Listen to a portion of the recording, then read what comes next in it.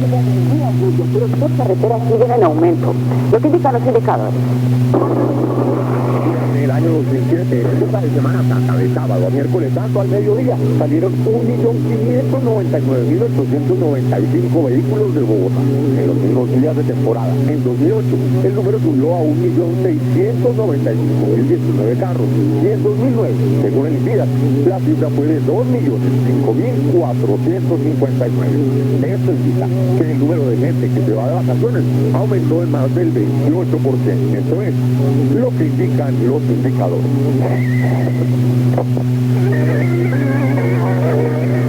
El famoso director teatro ganador del premio Oscar visitó Colombia y no pudo escapar de la visita de su paisana, Sora Pitacova. María Cristina, el maestro Menzo dijo que está interesado en producir una película en Colombia. Jimmy Menzo, uno de los mejores directores europeos y el ganador del Oscar del 1967 por los trenes rigurosamente vigilados, quedó tan impresionado de la gente y de la arquitectura que quiere volver a Colombia. Me gustaría hacer una película sobre Colombia, si me ofrecen un guión. Menzo fue el encargado de inaugurar la 25ª edición del Eurocine con su más reciente película Yo perdí al rey de Inglaterra, ganadora del Oso de Oro de Berlín del 2007. La película relata la historia de un joven camarero quien sueña en convertirse en millonario, pero por la Segunda Guerra Mundial y el comunismo termina 15 años en la cárcel. Menzo, el actual miembro de la Academia de Oscar, sostiene que al cine actual le falta optimismo. Todos sabemos que la vida no es muy buena y no se puede ocultar, pero es necesario escribirla de tal modo que en las personas quede la esperanza, que si se esfuerzan, la vida será mejor. Luego de que terminen las 67 producciones de los 15 países europeos en Bogotá, el festival se trasladará a Medellín, Cali, Manizales y Bucaramanga. No, noticias. Esta noche en el estadio La Bombonera, Boca Juniors con el colombiano Fabián Vargas como titular asegura su paso a la segunda ronda de la Copa Libertadores al vencer a Guaraní de Paraguay y consolidarse como líder del grupo 2.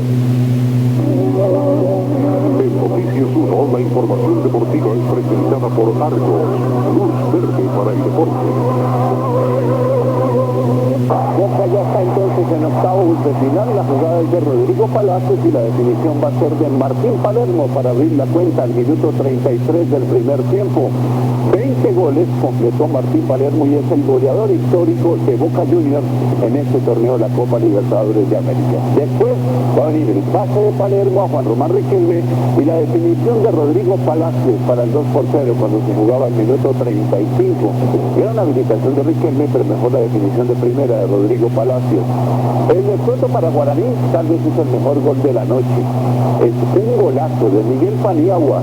Deja a 3 hombres regados en el camino, le dice permiso, que vamos a meter por ahí, también dejando el camino al arquero y descuenta, pero no le sirvió de nada al Guaraní a pesar de la gran maniobra individual de ese muchacho Miguel Paniagua, porque ese equipo cayó derrotado 3-1.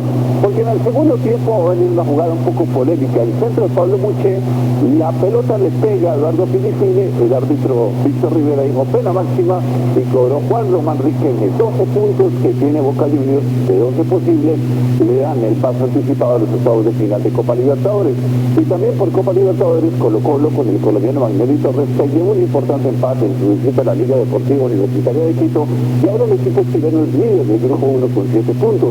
Y por el grupo 4 Sao Paulo derrotó 2-1 al Defensor Sporting y ese resultado mantiene al Deportivo Independiente Medellín con la posibilidad, por lo menos matemática, de pelear la clasificación a la siguiente ronda. Por el grupo 4, Sao Paulo recibió a Defensor Sporting de Uruguay en el Estadio Morumbí. El primer gol fue para el visitante y llegó tras un tiro libre de Sousa que lo pudo controlar el arquero Rogelio Teni, que terminó marcando este gol para la ventaja del equipo violeta. En el complemento, el cuadro local jugó mejor y prueba de ello fueron las opciones de gol. Comenzó el tiro libre de Rogelio Teni que salvó el portero Marcos Silva. Luego fue Washington que lo intentó, pero el palo salvó al equipo que dirige Jorge Resman Poli de da Silva. Las fronteras uruguayas terminó en 4 minutos. Primero Primero llegó el empate de Sao Paulo, que marcó en clara posición adelantada fue Borges, pero fue candidato, validó la acción para el 1-1. En la repetición se ve que el atacante viene saliendo del fuera de lugar y que aprovecha su posición para marcar. En el gol de la victoria, los paulistas repitió Borges, quien aprovechó el error de la defensa para vencer al arquero Silva. Sao Paulo suma 10 puntos, mientras que Defensor tiene 4 unidades, las mismas que Deportivo Independiente Medellín. El Quito Liga Deportiva se fue arriba ante Colo-Colo, con este cabezazo de Jorge Campos, que anotó tras un tiro libre de Patricio Urrutia. El empate de los chilenos llegó tras este tiro de esquina. El balón golpeó en el palo y el remate de Luis Mena lo desvió Claudio Mieler, quien marcó este autogol para el 1-1 que llegó en el minuto 92 de partido. Con este resultado, Colo-Colo se mantiene líder del grupo 1 con 8 puntos. Hoy se jugaron los partidos de ida por los cuartos de final en la Copa UEFA y la jornada fue para los equipos locales. El Shakhtar Donetsk de Ucrania superó 2-0 al Marsella de Francia. Hamburgo venció 3-1 al Manchester City y otro alemán, Werder Bremen, derrotó 3-1 al Udinese del colombiano Cristian Zapata. Comenzamos los cuartos de final de la Copa UEFA en Ucrania, en donde el Shakhtar Donetsk venció 2-0 al francés de Olympique de Marsella. El 1-0 lo marcó el checo Thomas Kuzman. En el complemento, el equipo naranja, que juega en la capital minera de Ucrania, consiguió el segundo por intermedio del brasileño Hudson, quien cerró el marcador en el minuto 65 de partido. Ahora vamos a Alemania para ver dos victorias de equipos locales. La primera del Hamburgo, que recibió el Manchester City de Robinho. El brasileño comenzó la jugada que terminó con el primero del equipo celeste, quien definió fue Stephen Ireland. Igualaron los locales en el juego aéreo gracias a Joris Mathiesen. El holandés venció al portero inglés Kai Given. En el complemento, Hamburgo se fue en ventaja después de que Piotr Koszowski anotara esa pena máxima. El 3-1 final para confirmar la victoria fue el peruano Pablo Guerrero, quien aprovechó el centro de la izquierda para cerrar el marcador. Por su parte, Werder Bremen recibió al Udinese, en el que el colombiano Cristian Zapata jugó todo el partido. El 1-0 lo marcó el brasileño Diego con este remate de media distancia. Todos los goles de la noche para el Bremen se gritaron en portugués, pues Diego repitió en el segundo con otro buen remate de media distancia, imposible para el arquero italiano. El 3-0 lo consiguió el portugués Hugo Almeida con este remate cruzado después de ingresar al área. El descuento del equipo italiano llegó en el cierre del partido y lo marcó Fabio Quagliarella después de una gran jugada en el área. Werder Bremen se ha convertido en la bestia de los equipos italianos, pues eliminó en la fase anterior al Milan. En el cuarto partido de hoy por la Copa UEFA, París Saint-Germain, actuando como local, empató 5 goles frente al Dinamo de Kiev. Y vamos ahora con la selección de los 5 mejores goles anotados en el fútbol internacional. Con el patrocinio de www.noticiasuno.com presentamos los 5 mejores. Comenzamos con Diego, el atacante brasileño, figura para el Werder Bremen frente al Udinese en el partido de ida por los octavos de final de la Copa UEFA. Le pegó preciso allá, a la base. Miguel Paniagua marcó un golazo para el Guaraní paraguayo frente a Boca Juniors esta noche en la Bombonera, pero no le sirvió porque su equipo cayó derrotado 3-1. La victoria le entregó a Boca la clasificación anticipada a los octavos de final. La jugada la inicia Stephen Ireland. Él es el que mete ese pase, que domina muy bien el brasileño Robinho, y allí aparece al vacío Stephen Ireland marcando una gran definición para el Hamburgo, para el Manchester City, que en este momento empataba frente al Hamburgo, que después se recuperó y se impuso en ese partido. Diego, volvemos con el brasileño del Werder Bremen. La gran jugada, engancha hacia afuera y la pone en el rincón imposible para el arquero del Udinese, donde jugó Cristian Zapata, que está desactuando como lateral derecho. Y precisamente es Cristian Zapata quien inicia esta jugada, corriéndose hasta el fondo, mete el centro, el taco es de Antonio Flores y la definición es de Fabio Quagliarella. 3-1, vamos a ver si Udinese es capaz de remontar este resultado en el juego de vuelta. Camilo Villegas pegó 73 golpes en la primera jornada del Masters de Augusta, uno por encima del par del campo, y peligra su continuidad en el torneo más importante en el circuito de la PGA. Paulo Germán Camilo hizo 8 golpes del líder norteamericano Chad Campbell, que se encuentra en la casilla 51. Mañana tendrá que mejorar su presentación si quiere pasar por primera vez el corte en este torneo en el que participa por tercera ocasión. Tercer día de competencias en el Masters de Augusta en Atlanta, Georgia. En la jornada inaugural del torneo de golf más importante del mundo, Camilo Villegas no tuvo un buen día. El colombiano firmó una tarjeta de 73 golpes, uno por encima del par del campo, después de completar 7 bogies y 5 breaks, y por ahora está en la casilla 51. Quien se convirtió en el centro de atención por su regreso al campo del Augusta National después de su ausencia del año anterior fue Tiger Woods. El número 1 del mundo terminó el día con 70 impactos, que por ahora lo dejan en la casilla 21. Todd Campbell es el primer líder en Augusta. El golfista tejano de 34 años terminó con 65 golpes, superando por uno a Julio Mahan. El argentino Ángel Cabrera es el mejor de los suramericanos. Se encuentra en la sexta casilla con 78 impactos. La campeona mundial de racquetball en 2007, la mexicana Jessica Parrilla, es una de las atracciones del torneo panamericano que se cumple en Cali. Jessica reparte su tiempo entre las canchas y la presentación por televisión de un magazine musical en su natal San Luis. Esta bella mexicana, Jessica Parrilla, se ha robado todas las miradas de este panamericano de racquetball en Cali. Ya tengo 7 años practicando este deporte, me encanta. Lo inicié, pues mi papá es mi entrenador. Sus golpes certeros en la mano, así como su habilidad, le hicieron clasificar en una de las categorías más exigentes de la competencia, la categoría A. Es muy padre estar jugando con hombres, te sirve muchísimo, agarrar mucha más experiencia porque pues igual no es el mismo nivel, ¿no? Jessica es la presentadora de televisión en su país, de los programas de la Zona X y Piso 7. Actividad que ha combinado con este deporte, en el cual ya fue campeona mundial en doble junior apenas hace 2 años. Estoy trabajando en Televisa San Luis, en un programa que es para videos y otro programa que es de deportes extremos. Jessica no sabe qué le gusta más, si las cámaras o las noticias. Yo creo que es una decisión muy difícil, pero va a llegar un momento en el que voy a tener que tomarla. Y aunque en algunos partidos se vio un poco disgustada, como ella dice, en la capital deportiva de América, en Cali, le ha pasado muy padre.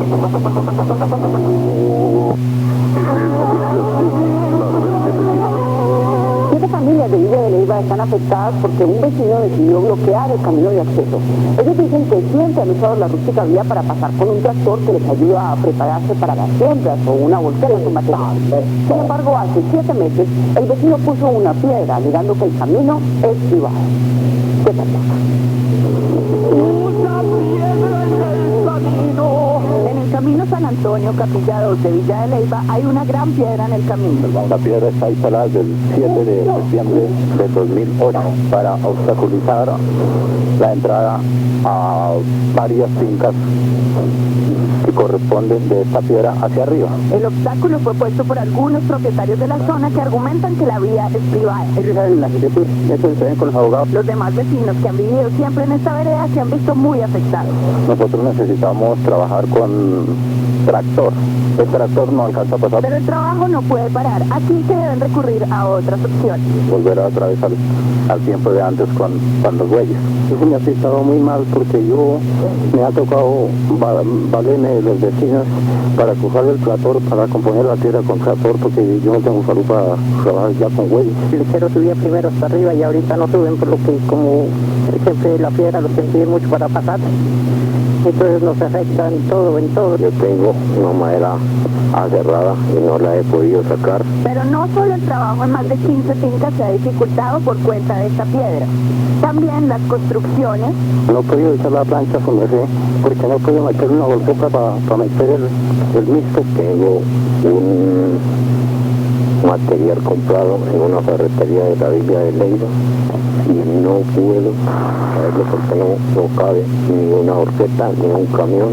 Y la posibilidad de disfrutar de las fincas de recreo. Estar en la espiritualidad del campo, en el silencio absoluto de lo que es el campo y los pajaritos y la floresta. Los que pusieron la piedra aseguran que la vía es de su propiedad. Las entradas de por otro lado. Y que solo los que ayudaron a ponerla tienen su permiso para pasar. Este es privado, tiene un acuerdo que hicimos con los Cárdenas para subir arriba, pero un acuerdo con él.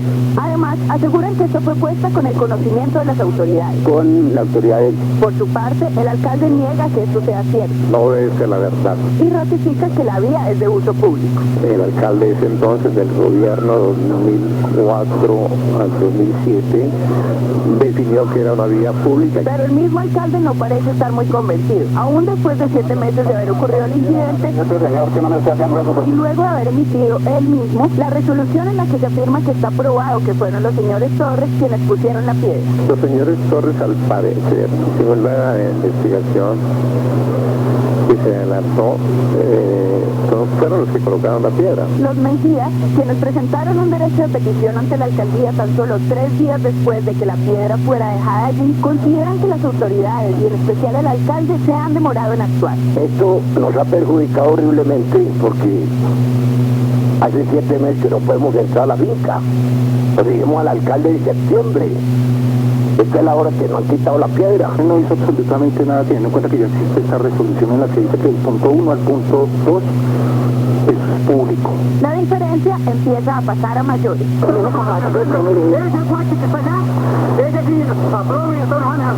Por eso, su preocupación es más grande que la piedra. Yo ya no me siento segura en el cielo al ir a vivir allá con estos señores que nos atracaron, nos sacaron machete. El alcalde Germán Sánchez, compadre de uno de los Torres, dice que actuó en derecho y que no puede hacer más al respecto. He fallado recientemente, hace unos 15 días, en el cual doy orden a la familia Torres, precisamente, y a otros vecinos, para que retiren dicha piedra, y en este momento ellos han solicitado el recurso de reposición, inclusive de apelación. Ahora, el caso quedará en manos de la gobernación de Boyacá, la última instancia para resolver si la piedra se queda o se va. María Cristina Suárez entregará 3 fincas, 2 casas, 3 camionetas y unas cajas de licor. Una indemnización bastante baja en relación con la fortuna que le han descubierto los investigadores. Según la Fiscalía, la riqueza de William Suárez, socio de MG, empezó a despertar sospechas el 18 de agosto de 2007, cuando fueron encontrados 6.500 millones de pesos en una camioneta en La Hormiga, Putumayo. Luego la DIAN descubrió que la empresa de seguridad privada Transval, cuya mayoría controla Suárez, y la firma DMG y Grupo Holding recibieron en 2007 más de 170.000 millones de pesos, y en menos de un año sus ingresos llegaron a 1.043.484 millones de pesos. Tal fortuna llena hoy de motivación a tarjetavientes y proveedores que se vieron afectados con la caída de DMG. Sin embargo, en el acuerdo firmado por el millonario William Suárez con la Fiscalía, se comprometió a entregar a los afectados únicamente 2 casos, una pesebrera, 10 caballos, 3 fincas, 3 camionetas blindadas, 1.000 cajas de aguardiente y 1.000 cajas de ron. Suárez dejaría para los antiguos inversionistas, los de DMG, solo una pequeña parte de su riqueza, y en contraprestación, el empresario recibiría una rebaja del 45% de la pena que el juez colombiano le imponga. Las autoridades grabaron las instrucciones completas para sobornar a una patrulla de la Policía de Carreteras para que dejara pasar 270 millones de pesos de DMG. La plata iba de Montería a Santa Marta. Carlos Cárdenas. María Cristina, los investigadores concluyeron por el contexto de la conversación que los policías aceptaron el soborno. Como el día y la hora de la grabación están claros, no será difícil que la propia policía identifique a los hombres que estaban ese día en la zona. El 29 de septiembre de 2007, la policía retuvo en Ciénaga Magdalena un vehículo de la empresa de seguridad privada Provitec que transportaba 270 millones de pesos de DMG desde Montería hasta Santa Marta. El vigilante encargado de llevar la plata se comunicó con el mayor Jorge Herrera, director de operaciones de la firma Provitec, cuyo propietario es William Suárez, cerebro de DMG. ¿De dónde está? Estoy acá en Ciénaga retenido, estaba haciendo un traslado de dinero de la empresa, entonces me recibieron acá a la policía. Están reacio. Bueno, dígale, sobréstale, y seguramente transarlos y eso háganlo. El mayor Herrera pidió consejo a Giovanni Rojas, hombre de confianza de William Suárez. Sí, mira, aquí William, pues, manda a decirle esto, que es necesario que se toca arreglar con 20, 30 millones que les arregle. O sea, dale 30 a 40, pues, o sea, mejor dicho que los arregle.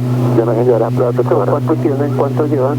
270 y algo. O sea, que fue en la fiscalía todavía hasta que demora meses. El vigilante retenido le dijo al mayor Herrera que se había comunicado con Cristian, el hermano de David Murcia, y que él le recomendó darle dinero a los policías. ¿Cómo fue la causa? Juan, mi mayor. Hablé con Cristian. Cristian me dijo, bueno, cuadre con ellos. Y Cristian me dijo, bueno, hay 5 millones de pesos, pero nada. ¿Cuántos hay? ¿3? 3 de carretera. Pero ofrézcanles por último de 10 millones a cada uno. 11 minutos después, el vigilante informó que los policías que estaban tan reacios terminaron ofreciendo su colaboración. Pero bueno, ¿cómo va la causa? Yo estoy dándole corta ya para arrancar. La policía me va a llevar hasta el ruedero. El mayor le reportó al hombre de confianza de William Suárez que los policías que querían decomisar la plata terminaron escoltándola hasta su destino. Bueno, ya quedó solucionado. ¿Ok? Ya te pueden escoltar hasta el ruedero. Ah, Marianito, le agradezco. ¿Sabe qué, Mariano? Usted como es William, una pensión se la merece un día. No un día contigo. Muchas gracias, mayor. Muy amable. 27 días después, los hombres de BMG intentaron nuevamente llegar a la costa con 1.035 millones de pesos en la bodega de un bus. Cuando llegaban a Cartagena, la policía los descubrió y les incautó el dinero. La dueña de una pirámide que presuntamente defraudó a 800 personas quedó en libertad sin condiciones por la presentación que la Fiscalía hizo del caso ante un juez de garantía. Alonso Méndez. María Cristina, lo curioso es que la dueña de la captadora aceptó los cargos. La Fiscalía pidió detención domiciliaria y la jueza encontró que el caso estaba tan deficientemente sustentado que decidió dejar a la sindicada en libertad. Esta semana la Fiscalía llevó ante la justicia a Amparo Peláez, indicada de captar ilegalmente 1.200 millones de pesos.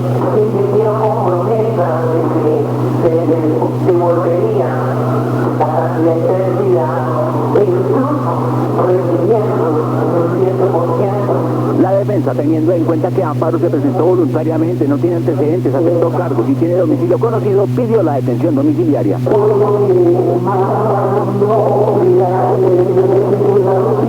El fiscal, después de demostrar la captación ilegal, también pidió la domiciliaria.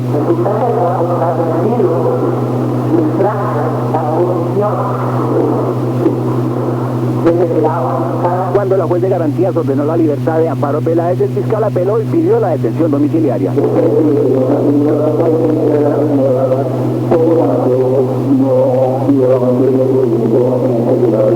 La juez debía explicarle al fiscal cómo debía sustentar su pedido de medida de aseguramiento.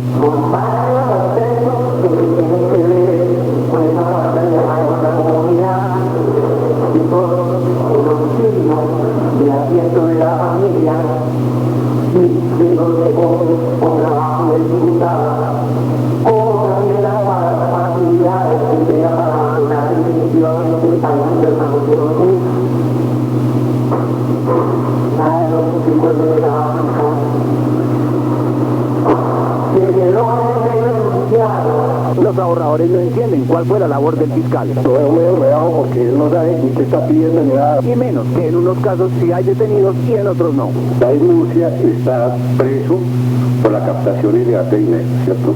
Y la señora Amparo Peláez y el señor Gustavo Peláez están libres. El martes de la próxima semana serán oficiales varios cambios de asignación en la cúpula de la Policía Nacional. Pablo Martínez. Para Cristina, el ministro de Defensa y el director de la Policía buscan que los cambios sean lo menos traumáticos posibles. Por eso seguirán en sus puestos los comandantes de Medellín y de Cali. El próximo martes, cuando concluya la Junta de Generales de la Policía, el ministro de Defensa, Juan Manuel Santos, deberá decidir si la dirección de inteligencia de esta institución vuelve a manos de un teniente coronel, como ocurrió cuando fue creada y quedó a órdenes del entonces teniente coronel Óscar Naranjo, hoy director de la policía. La decisión podría tomarse por el traslado del general Luis Gilberto Ramírez Calle de la Dirección de Inteligencia de la Policía a la Dirección de Investigación Criminal DIGIN, en reemplazo del coronel César Pinzón Arana, quien en diciembre asciende a general y pasa al comando de la Policía Metropolitana de Bogotá. De la Policía Bogotana sale el general Rodolfo Palomino y pasa a dirigir a nivel nacional la Dirección de Tránsito y Transporte, conocida desde hace varias décadas como la Policía de Carreteras. Su actual titular, el general Luis Alberto Moore, irá como agregado de policía a Washington, donde el presidente estimó que su presencia servirá para persuadir a la bancada afroamericana para responder el TLC entre Colombia y Estados Unidos. Entre tanto, en las ciudades de Medellín y Cali permanecerán los generales Dagoberto García y Gustavo Ricaurte. En mes y medio, la cúpula de generales será reforzada con la llegada a esa posición de los hoy coroneles Francisco Patiño, Yesil Vázquez, Jorge Nieto y la primera mujer en lograr esa dignidad, la coronel Luz Marina Bustos. Un hombre que vivía de vender los almuerzos para los trabajadores de una empresa denunció que el presidente del sindicato y dos directivos de la compañía lo extorsionaron por 6 años. ¿Hasta qué brazo? Patricia Uribe. Cristina, las autoridades atendieron la denuncia del contratista cuando grabó en video el momento en el que presuntamente paga una de las cuotas de la extorsión. Álvaro Morales Gauta, un contratista que vivía de vender almuerzos a los empleados de una multinacional, denunció que el presidente del sindicato de la empresa, el jefe de seguridad y el gerente de recursos humanos lo extorsionaron durante 6 años para que pudiera conservar su contrato. El señor Fabio Becerra, presidente del sindicato. Gabriel Rojas, gerente de recursos humanos. Jorge Escobar, jefe de seguridad. Personas que me vacunaron durante 6 años continuos. La presunta extorsión continuada llevó a la quiebra del contratista. Le debo 300 millones a la DIAN y a los proveedores le debo 150 millones. El sitio donde vivo, debo el arriendo, mis hijos no han tenido Para demostrar la vacuna de la que venía siendo víctima, el contratista grabó este video que le entregó a la fiscalía. Allí se ve al señor Morales en la bodega del casino donde servía sus almuerzos, sacando aparentemente dinero del bolsillo y un sobre de Manila que le entrega el presidente del sindicato, Fabio Becerra. Donde le estoy entregando, buscando de donde no tenía los últimos 500.000 pesos. A pesar de la imagen, el sindicalista dice que jamás se reunió con el denunciante en esa bodega. Absolutamente falso. No, señor, nunca me reuní con él. Y argumenta que realmente él y otros 2 directivos de la empresa le habían hecho un préstamo al hombre de los almuerzos. Nos planteó un negocio para que le prestáramos una plata, 20 millones de pesos, y se le hizo el préstamo. Sin embargo, la fiscalía ha determinado que el préstamo existió, pero fue solo por 10.830.000 pesos, y que el contratista les entregó una cifra mucho mayor. La extorsión se materializó durante un tiempo de 6 años, entre el mes de enero del 2002 y el mes de febrero del año 2008. El desplazamiento inicial fue de 230 millones valor capital. Ahora la empresa multinacional, que en principio no tenía nada que ver con las irregularidades, será llamada a responder por las presuntas conductas de 2 de sus directivos y del presidente del sindicato. La fiscalía debe establecer qué verdades hubo ahí dentro y yo no me adelantaría a tomar conclusiones sin tener conclusiones de la fiscalía. Hoy el presidente del sindicato sigue en su puesto. Los otros 2 empleados salieron de la compañía por decisiones ajenas al caso y el proveedor y denunciante se quedó sin el contrato del que vivía. Un padre que salió de pesca con sus 2 niños y un amigo terminó protagonizando una aventura que duró 5 días. Ellos iban a bordo de una chalupa que terminó arrastrada por la mancha corriente de un riachuelo hasta la ciénaga de Sardinata. Dora Montero. María Cristina, los Robinsones de Agua Dulce los salvó el teléfono celular que logró señal cuando ya llevaban 2 días remando hacia ninguna parte. Durante 5 días, 2 hombres y 2 niños remaron sin rumbo fijo en la ciénaga de la Sardinata, entre los puertos de Barranca Bermeja y Yondó. El grupo se embarcó en un caño cercano a Yondó con la intención de pescar y recoger limones, pero entraron a la ciénaga y no lograron salir de nuevo. Las labores de rescate comenzaron el jueves, cuando los náufragos lograron hacer una llamada desde su celular, lo que permitió dar con su paradero. Familias en horas de la mañana, el día de ayer, pues nos informan esta situación. La defensa civil ya se encontraba allí haciendo las pesquisas. A las 6 de la mañana de hoy lograron ubicarlos.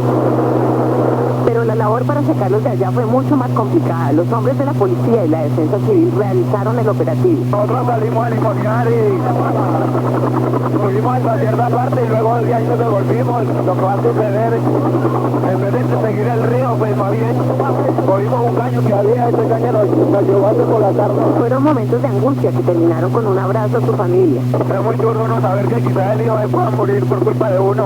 Los 4 náufragos terminaron su aventura tostados por el sol, pero en perfecto estado de salud. A los 61 años murió Corín Tellado, la escritora de novelas rosa más leída en el mundo. Un infarto acabó con la vida de la autora de más de 4.000 novelas. Y es el vaquero. María Cristina, doña María del Rosario Tellado se tenía tanta confianza que confesó que había firmado una novela escrita por su secretaria. Secretaria que de paso después despidió porque le quedó gustando meterle la mano a las obras de la escritora más cursi, pero también una de las más leídas del mundo.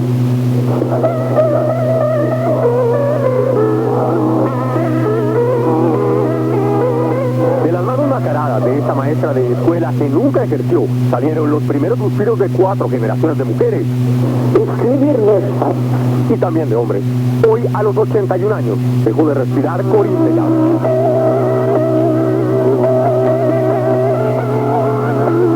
De un marinero y de una ama de casa, esta mujer ha sido sin duda la escritora más prolífica de todos los tiempos. Escribió 4.000 novelas, más de una por semana, si se tiene en cuenta que arrancó su carrera a los 18 años de edad. Pese al volumen de su obra, los círculos literarios siempre la miraron con desprecio y muchos de sus lectores jamás salieron del closet. Había abogados, abogadas y médicos que salieron a la luz y dijeron: nosotros leemos a Corín Tellado y nos agrada mucho. La indiferencia de los expertos en literatura estuvo compensada por la avidez de los editores. Corín Tellado vendió 400 millones de ejemplares en su vida. Va a ser difícil encontrar otro Corín Tellado. Desde el pedestal de su éxito, ella también descalificó a los maestros que la ignoraban. De Mario Vargas Llosa dijo que era un aprendiz por buen camino, y a Gabriel García Márquez le dedicó menos de una frase: ese no me convence. Corín Tellado fue la encarnación de la rebeldía durante el régimen de Francisco Franco en España. Llegaron a censurarle 2 novelas por semana. En esa época, y bajo el seudónimo de Ada Miller, transitó las fronteras de la pornografía con títulos como Retazos de placer, Trauma sexual y Tengo que ser infiel. Pero 1.300 sí, terrible mal. También tiene el récord de ser la primera escritora multimedia de la historia. Sus obras fueron fotonovela, radionovela, Hallaría gritando maravillas, consuelo a su espantoso dolor. telenovela. Y hace 9 años publicó su primera historia por internet. Una dolencia renal la obligó a someterse a 3 diálisis semanales en los últimos años de su vida. Estaba tan débil que no podía sentarse frente a la máquina de escribir. Por eso le dictaba sus textos a su nuera, que los pasaba en computador. Terminó su última novela el miércoles pasado. Solo 2 títulos en español han superado en lectura la obra de Corín Tellado: El Quijote y la Biblia. La paradoja quedaría para argumento de una novela suya. Es que esta mañana la emperatriz de la cursilería, la reina soberana de la novela rosa, murió porque le falló el corazón.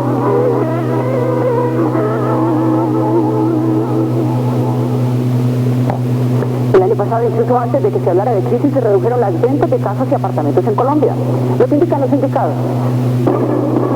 En el año 2006, los bancos y corporaciones en Colombia desembolsaron 121.000 millones de pesos en préstamos para vivienda nueva y 173.000 para vivienda usada. En 2007, la cifra para vivienda nueva subió a 182.000 millones de pesos y la de usada bajó a 149.000 millones. Para 2008, según el DANE, el desembolso para vivienda nueva llegó a 161.000 millones y el de usada a 123.000. Esto indica que en 2008, menos colombianos pudieron acceder a una casa propia. Esto es lo que indican los indicadores. 3 días de huelga de hambre completa Evo Morales en protesta contra el Congreso boliviano de mayoría opositora, que no quiere aprobar el adelanto de las votaciones para reelegirlo. Carolina Marín. María Cristina, el presidente Morales citó una conferencia de prensa, pero prohibió que los periodistas bolivianos le hicieran preguntas. Solo podían hablar los reporteros extranjeros. El presidente de Bolivia, Evo Morales, continúa a la espera de que el Congreso apruebe una ley que le permita adelantar las elecciones presidenciales para el mes de diciembre, en las que él se presentará como candidato a un segundo periodo. En su tercer día de huelga de hambre, Morales recibió no solo el apoyo de más de 1.000 personas que decidieron acompañarlo en su espera, también fue a verlo el ministro de Salud de su país, quien aseguró que el mandatario está en perfectas condiciones y que aún no muestra síntomas de debilidad ni agotamiento. El ayuno de Morales también le ha hecho perder 5 kilos de peso. Su alimentación se limita a unos pocos caramelos, agua y hojas de coca. Hoy el presidente citó una rueda de prensa en la que solo respondió las preguntas de los periodistas extranjeros. Según sus asesores, para evitar disgustos que podrían afectar su salud, las recomendaciones de los médicos fueron guardar mucho reposo, evitar lecturas prolongadas y cuidarse de las contradicciones que pueden afectar sus nervios. La reelección no está contraindicada. Tailandia es la sede de la cumbre de gobiernos del sudeste asiático, o mejor dicho, era la sede. La cumbre se frustró por una protesta relacionada con la política interna. Sorapita Cobá. María Cristina, partidarios del expuesto ex primer ministro tailandés invadieron la sede de la reunión. reunión y sacaron volando a los delegados. Hoy, cerca de 2.000 manifestantes vestidos de camisas rojas entraron violentamente al Hotel Royal Reflector, sede de la cumbre de la Asociación de las Naciones del Sureste Asiático. Los seguidores del ex primer ministro tailandés, Thaksin Shinawatra, quien se encuentra fuera del país desde que fue condenado por corrupción, cumplieron sus amenazas de que si el actual jefe del gobierno, Abid Vejakiva, no renunciaba, estos impedirían a la cumbre. Aunque los opositores al gobierno aseguraron que solo buscan restablecer la democracia en el país, que sufrió en el 2006 un golpe de Estado, poco antes de la reunión, cientos de los manifestantes rompieron los vidrios y los organizadores del evento se vieron obligados a evacuar a los representantes de Japón, China y Corea del Sur, entre otros en helicópteros. El primer ministro tailandés declaró el estado de emergencia que restringe las reuniones públicas y difusión de la información, pegando las proclamas que lo retratan como un títere de la cúpula militar. En un momento les mostraremos las imágenes del concierto del grupo Kiss, que estuvo precedido por una controversia. Felipe Romero. Para Cristina, al saliente director de la policía se le ocurrió decir preciso el día del concierto que el parque Simón Bolívar no ofrece garantías para espectáculos de estas dimensiones. Pues al desacuerdo en general, el concierto avanza sin problema. Al concierto de la banda norteamericana Kiss en Bogotá no faltaron las controversias. El comandante de la policía de Bogotá dijo que el parque Simón Bolívar no es apto para un evento de estas magnitudes. Todos coincidimos en que las condiciones hoy del parque no ofrecen, digamos, las características necesarias para llevar a cabo un evento de esta naturaleza. Mientras que hoy el alcalde encargado de Bogotá rectificó el anuncio hecho hace 2 días por la Secretaría de Gobierno, según el cual la ley seca solo aplica para el consumo de licor. No hay necesidad de dictar ningún decreto especial para evitar y prohibir ese tipo de consumos. A pesar de los controles de la policía, el consumo de estupefacientes al interior del escenario que recibió aquí estuvo a la orden del día. Hubo un promedio de 74 personas detenidas, tanto por consumir licor como drogas. Dosis de sustancias estupefacientes o alucinógenas son relativamente fáciles de camuflar. Controversia o no, la banda neoyorquina deleitó a 25.000 fanáticos con sus principales éxitos durante 2 horas. Como sea, hasta el momento no se han presentado inconvenientes en el concierto. María Camila Hernández. María Cristina, hay 6.000 seguidores oficiales de Kiss en Colombia, pero la asistencia al concierto superó de lejos esa cifra. La banda de rock con más discos de oro después de los tiros, por fin incluyó a Colombia en su gira Kiss Live 35.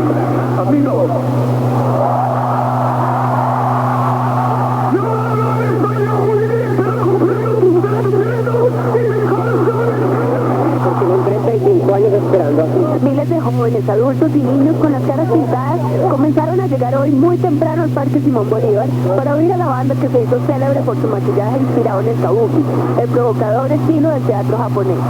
Según la página oficial de la banda en Colombia, el ejército Kiss en el país suma 6.100 soldados. Para ellos, este día es histórico. Por todo el tiempo que lleva, porque es historia, es tradición, es cultura. Muchos de los miembros de este peculiar ejército son jóvenes que han recibido el legado de rockeros mayores. Desde que mi hermano me empezó a inculcar eso, me encantó. ¿Tu hermano Él tiene 19. Hoy, después de una larga espera, estos seguidores de la legendaria banda pudieron disfrutar en vivo de las canciones con las que muchos de ellos crecieron.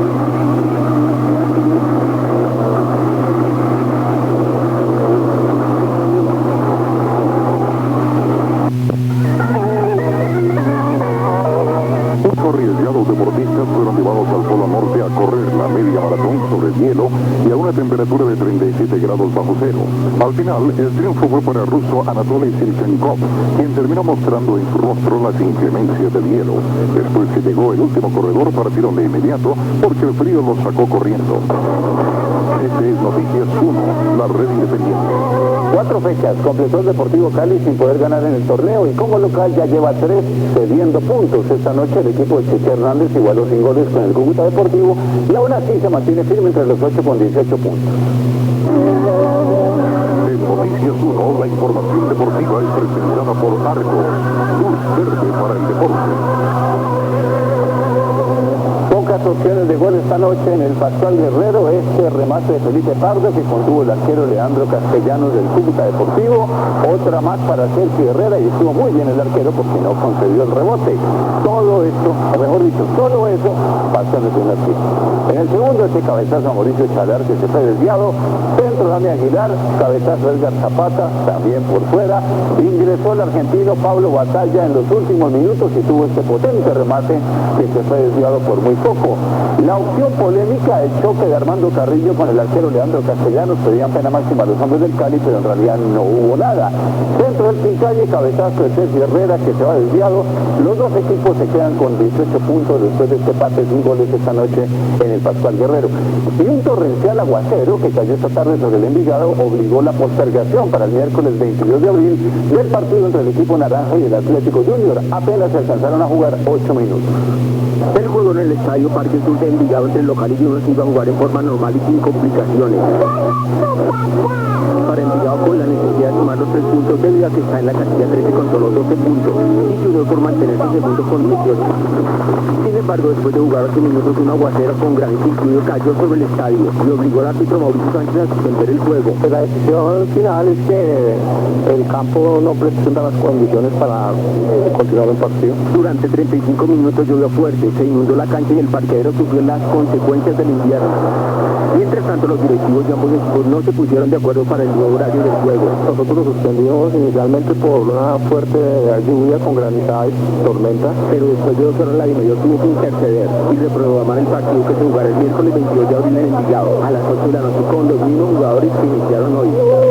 Mañana terminará trabajos de la Selección Colombia Prejuvenil que se preparó en Cali para el Suramericano de la categoría que se jugará en Chile bajo la dirección técnica de Ramiro Biafara. El debut del equipo colombiano será el próximo viernes ante Bolivia por el grupo A, grupo que también integran Brasil, Paraguay y Perú.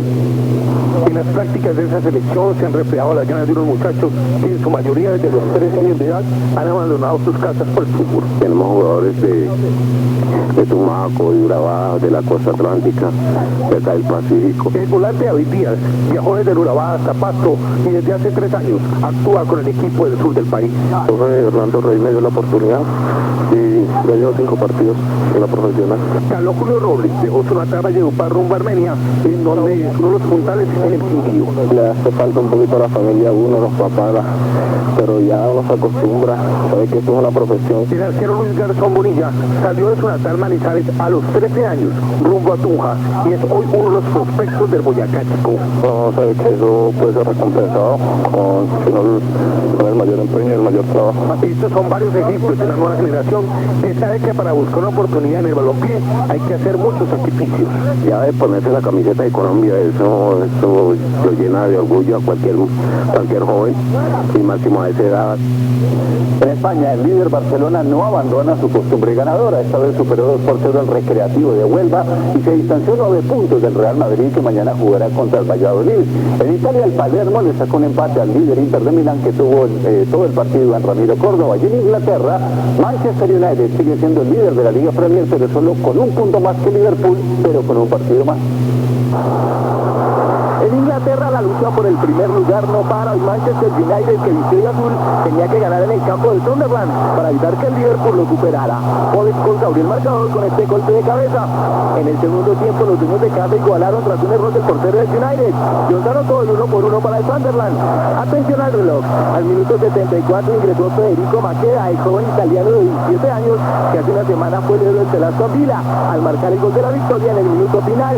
Hoy volvió a brillar, esta vez con algo de suerte, pues desde el remate de Carrick para darle tiempo al United, que suma 71 puntos, uno más que el Liverpool. En Italia, Mario Balotelli con golpe de cabeza adelantó al Inter de Milán, que recibe al Palermo.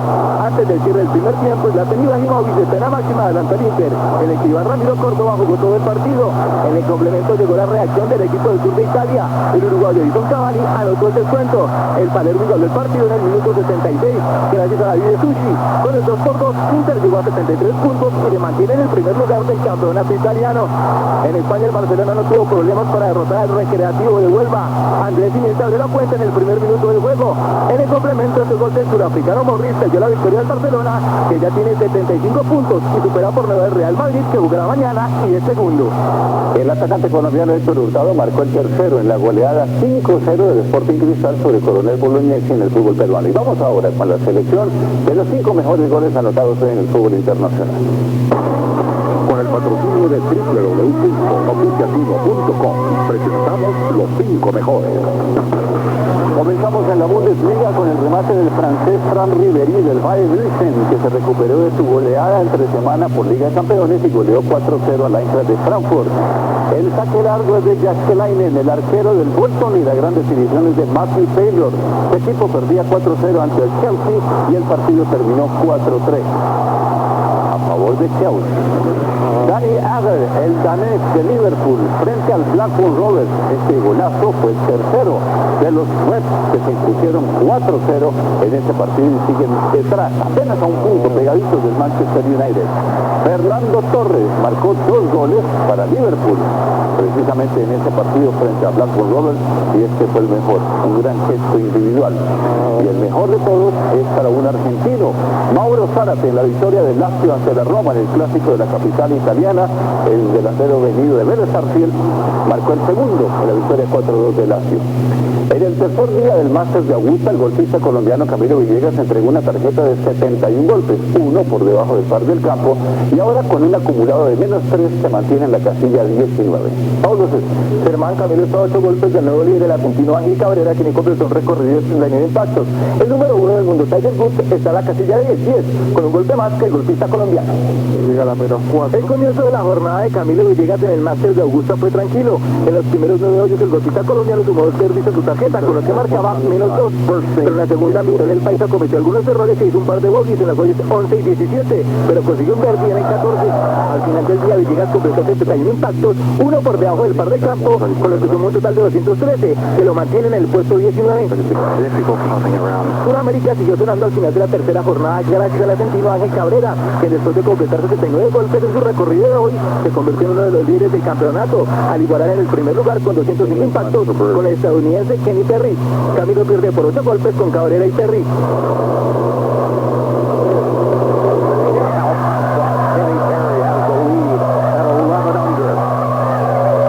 El tigre Tiger Woods ascendió a la 10ª casilla después de añadir a su tarjeta 70 impactos y completar 212.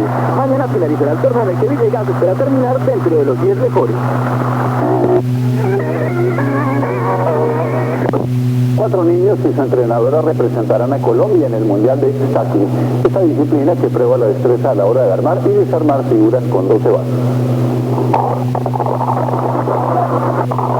Lo que comenzó como una ayuda para mejorar su rendimiento en el colegio se convirtió en una profesión para estos niños. Pues yo empecé con fisioterapia y ella fue la que me enseñó el deporte. Uno empieza primero despacito y después uno ya aprendiendo a hacerlo rápido. Laura, Valentina, Gabriel y Santiago participarán en el Mundial de Stacking, que se disputará el próximo fin de semana en Denver, Colorado. Lo que necesitan es obtener un buen tiempo para clasificar como selección nacional. La categoría de mundial para competencia es un mínimo de 15 segundos. Me siento emocionado por ir a mi primer mundial para conocer Estados Unidos y poder superar mi récord. Ellos enfrentarán a delegaciones de Canadá, Alemania, Japón, Singapur, Suiza y Estados Unidos. Es un evento que recibirá a más de 1000 deportistas. Está lo que es el International Challenge, que todos los países que están participando contra Colombia se van eliminando, van llegando a las semifinales hasta que queda el mejor. Colombia espera conseguir sus primeras medallas en este deporte gracias al talento y agilidad de estos pequeños. Es una disciplina que llegó al país como ayuda en el desarrollo de los niños y que ahora los tiene participando en una Copa del Mundo. Por primera vez una selección Colombia de billar goza de un programa de preparación que incluye hospedaje, alimentación, entrenamientos computarizados y hasta dirección técnica. Mauricio. Hermano, los 2 mejores billaristas del país se preparan para el Campeonato Mundial a 3 bandas que se disputarán en China. Alexander Salazar y Henry Díaz trabajan bajo las órdenes de John Pérez, quien se formó como técnico en Alemania. El billar colombiano se está tecnificando y modernizando. Y prueba de ello es que la federación contrató a un profesor que se especializó en Europa. Universidad de Colonia.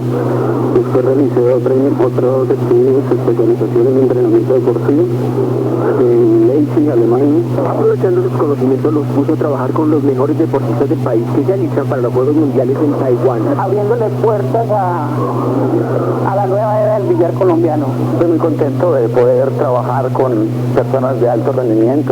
Y para que mejoren su rendimiento están concentrados las 24 horas del día jugando billar. Traemos técnicas cerradas donde diferentes jugadores tienen esas técnicas cerradas. Nosotros estamos trabajando en eso y las estamos corrigiendo día a día. Entrenan las carambolas a 3 bandas con la ayuda del computador, los libros y el profesor. Estamos cada uno analizando nuestros errores, cada uno analizando nuestros mismos aciertos, para que cada vez sea más volumen y el trabajo sea más perfecto. Todo porque el billar colombiano está evolucionando y los resultados se verán enseguida. Una mujer de 32 años sobrevivió al ataque de 3 osos polares en el zoológico de Berlín, Alemania.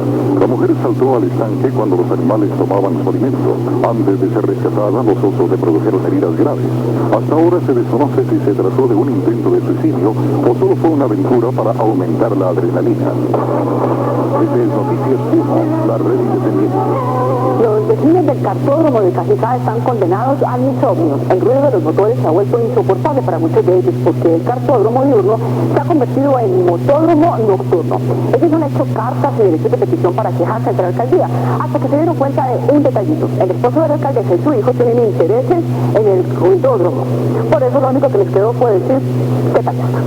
Hace más de 7 meses hay algo que a don Germán Gualdrón no lo deja conciliar el sueño. Para poder uno dormir tiene que usar de estos tapaoídos. Y no es porque tenga sonambulismo, muchos problemas solo acechan las deudas. A don Germán le pasa lo mismo que a cientos de sus vecinos. El ruido que proviene del cartódromo de Cajicá no los deja dormir. Por esta pista nos están deteriorando nuestra calidad de vida. Y es que no solo deben soportarlo todo el día, sino que de un tiempo para acá la pista amplió sus servicios y sus horas de trabajo. Ahora están corriendo hasta las 11, 12 de la noche. De la noche, de la 1, 2 de la mañana. Cosa que según la máxima autoridad municipal no es verdad. El cartódromo funciona hasta las 10 de la noche y eso ha sido siempre así. Cansados y trasnochados, los vecinos del sector han hecho de todo para que les quiten el ruido, pero sus esfuerzos, al parecer, han sido en vano. Queremos que vengan entes de Bogotá que tomen estos decibeles. Pero ni en la CAR, donde les dijeron que estaban estrenando sonómetros y que como aún no los sabían usar, la cosa se demoraba. Ni en la policía, donde llaman a diario y hacen caso omiso de sus quejas, les ponen cuidado. A la policía, donde tenemos cartas y documentos donde se han hecho llegar a los entes vigiladores del municipio, pero realmente para nosotros nunca se nos ha solucionado el problema. Tanto que para la alcaldesa sus quejas son prácticamente inexistentes. No hubo ninguna queja formal absolutamente de nadie. Duda de las firmas que acompañan las cartas de reclamo. Para mí, no son. Y afirma que es solo una persona, Óscar López, quien en realidad se queja del autódromo. Jodas también. Pero además de López hay por lo menos 300 personas entre vecinos de al lado. Si me quiere levantar un poquito tardía, es imposible. El ruido sí se siente bastante fuerte. No solamente me molesta, sino que me desespera. Como 3 veces o 4 veces a la semana. De enfrente. Hasta la 1 de la mañana. Y de atrás. Además va a tolerar un muro de 3 metros porque el resto es invivible. Que certifican su firma. Con más de 135 firmas. Porque el ruido que se produce en el cartódromo trasciende obviamente más de 200 metros a la redonda. Son 31 casas, ponga más o menos 4 habitantes por casa. Que ya no saben qué hacer. Tuve un problema con un vecino por un oído de un restaurante y eso no tiene comparación con el oído que está haciendo el vecino ahora. Y que tienen bien presentes estas cartas y derechos de petición dirigidos, firmados y devueltos por la propia alcaldía que la funcionaria pretende ignorar. ¿Cómo ignora el verdadero horario de funcionamiento del lugar, las quejas a la policía y hasta su uso, sobre el cual asegura que solo es para carros? pese a que el mismo aviso publicitario del lugar anuncia y convoca a las motos a esta grabación de día y a lo que dice la gente. Esto no era sino para cartódromo, carritos para car, y ahora le metieron las motos. Y a esta otra, está a las 11:30 de la noche, que muestra las motos de alto cilindraje, sin silenciador y en plena competencia. Creo que la alcaldesa de Sanitá, Fabiola Jacome, asegura que se trata de un montaje. Porque usted dice que grabó a las 11 de la noche. Este cartódromo trabaja hasta las 10 de la noche, señor. ¿Le guste o no le guste? Y le duela o no le duela, porque usted debe tener un interés personal, amigo. Claro que el interés particular puede ser otro, pues quien firma las cartas a nombre del cartódromo es el señor Hugo Perilla, esposo de la alcaldesa, y como ella lo reconoce, socio y padre del dueño del lugar, su hijo. El cartódromo lleva funcionando hace 30 años. ¿Y mi hijo desde cuándo lo maneja? Mi hijo lo maneja hace 6, 7 meses. Hecho que claramente no representa el interés general de los más de 300 vecinos que solo pretenden dormir. Me parece que este es un gran día y que todos los colombianos debemos regocijarnos. Me parece que este es un gran día y que todos los colombianos debemos regocijarnos. Todo que nos sea realmente útil para encontrar por lo menos el cuerpo de él, que es lo que la mamá quiere. Y los alrededores del Cisga están llenos de volantes con su foto. Como si fuera poco, les tocó Semana Santa. Los bomberos de Bogotá debieron abandonar la búsqueda, y los de Chocontá, a pesar de la voluntad, con lo poco que tienen, ya no saben qué hacer para encontrar al muchacho. Nosotros llegamos a eso de las 4:30, ya a eso de las 6 aquí ya oscurece, se vuelve un poquito peligroso por el frío, por las condiciones a veces que no nos ayudan mucho. Pues cuando no hay espectáculos de interés nacional, el Cisga, punto de encuentro turístico y deportivo, está a cargo de unos pocos celadores y de la Guardia Militar que custodia el puente que atraviesa la represa, el mismo sitio de donde saltó Orlando Duque, solo 3 días antes de la desaparición de Alberto, debajo del mismo lugar. No, a raíz de la revelación del proyecto de fallo sobre la política de la Procuraduría de Edgardo Maya, el procurador dijo en Noticias 1 que jamás le había entregado el proyecto a su sucesor. No le hice entrega de ningún proyecto de decisión al doctor Ordóñez. Él mismo puede testimoniarlo. Pero otra cosa, le dijo a Gustavo Gómez de Caracol Radio, el procurador Ordóñez. El proyecto de fallo me lo entregó a mí el doctor Maya y ahí se quedó. Yo no lo tuve en cuenta, yo no lo leí. Y desde luego, a rey muerto, rey puesto. Probablemente nunca se sepa cuál de los dos dice la verdad, pero lo cierto es que el proyecto de Maya y el fallo de Ordóñez son 62% iguales, con un cambio fundamental. Maya sancionaba a Sabas Pretel y a Diego Palacio, y Ordóñez los absolvió. Y hablando de similitudes, han llamado la atención las semejanzas entre la página web de la Presidencia de la República y la nueva página de la Cancillería. Este es el cabezote con el Palacio de Nariño en una y el de San Carlos en la otra. Solo hay una diferencia apreciable. El escudo nacional de la Presidencia tiene borde rojo y el de la Cancillería azul. ¿Será que el canciller quiere ser más azul que el presidente? Difícil.